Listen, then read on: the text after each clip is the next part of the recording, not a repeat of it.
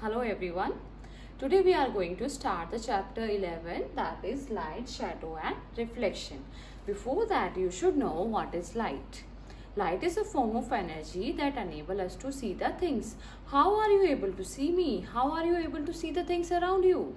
That is with the help of light only, isn't? If there would have been no light, we won't be able to see the things.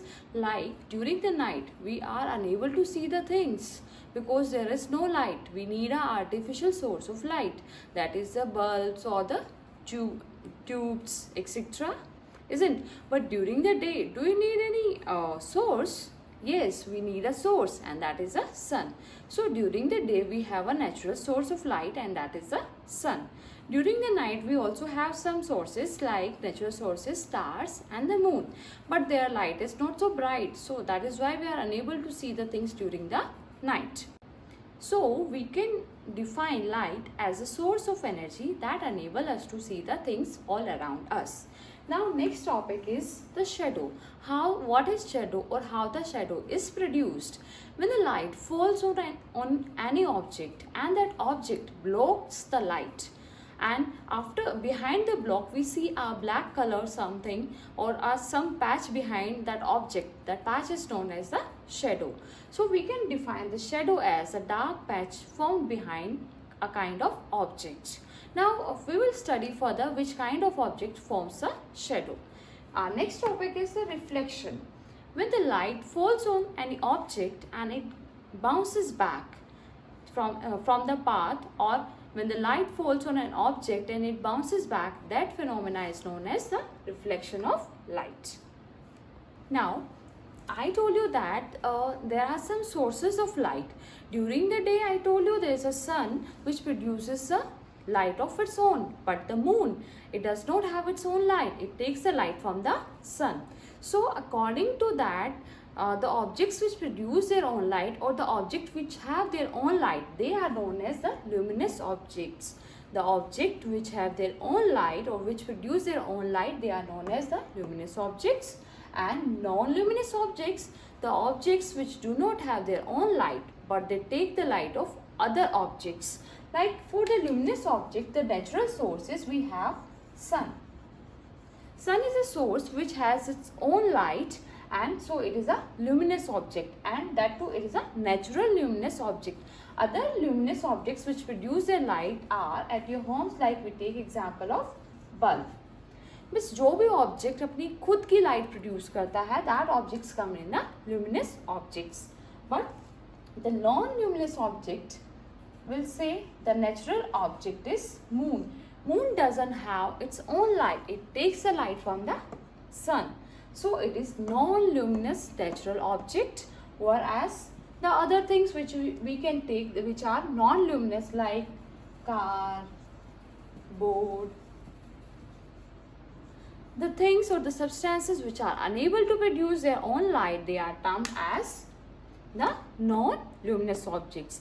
There are some living organisms also which produce their own light. There are some fish and some insects are also there which can produce their own light. So they comes into category of luminous objects.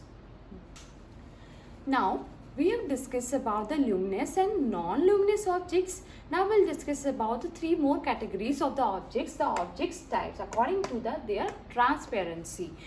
What do you mean by the word transparency? Means how can you or are you able to see from that object or not? According to this category, we have divided the objects into three categories. Number one is the opaque object. Next is the translucent, and the third is the transparent.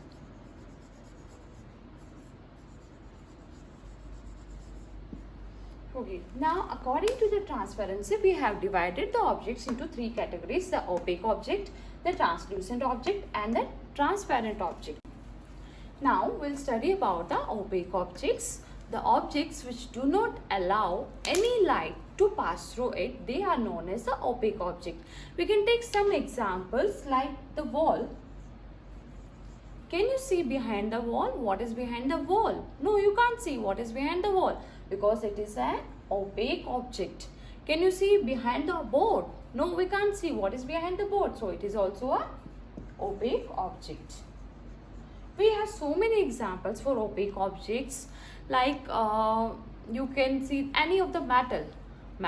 Can you see behind the metal? No, we can't see. So all these objects come under the category of opaque objects, behind which we can't see or which do not allow the light to pass through them at all. Next is the translucent object. The objects which allow some of the light to pass through them, they are known as the translucent objects, or which allow some light to pass through them, they are translucent objects. Now, you might have seen the foggy glass.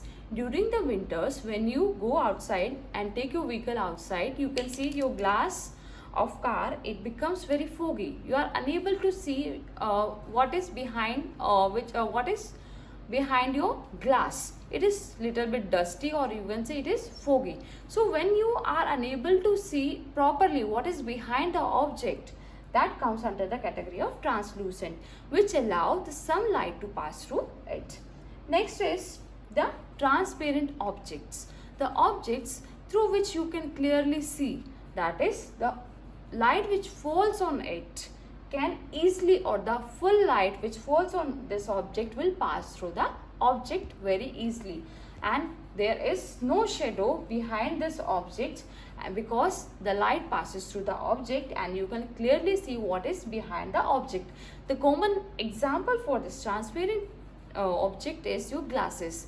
Now you can easily see from your specs or the glasses, the board, the writing, whatever is in front of you, you can easily see with the help of your glasses because it is a transparent object. Here for the translucent object, we have one more easy and common example, that is your sunglasses. You see, you are unable to see the things very clearly with the help of your sunglasses because it is a translucent object. Now we'll see, are we able to form a shadow with these objects? Can an opaque object form a shadow? Can a translucent and transparent object form a shadow? We'll discuss about the shadows and we'll discuss the light when it falls on these objects, what happens to the light.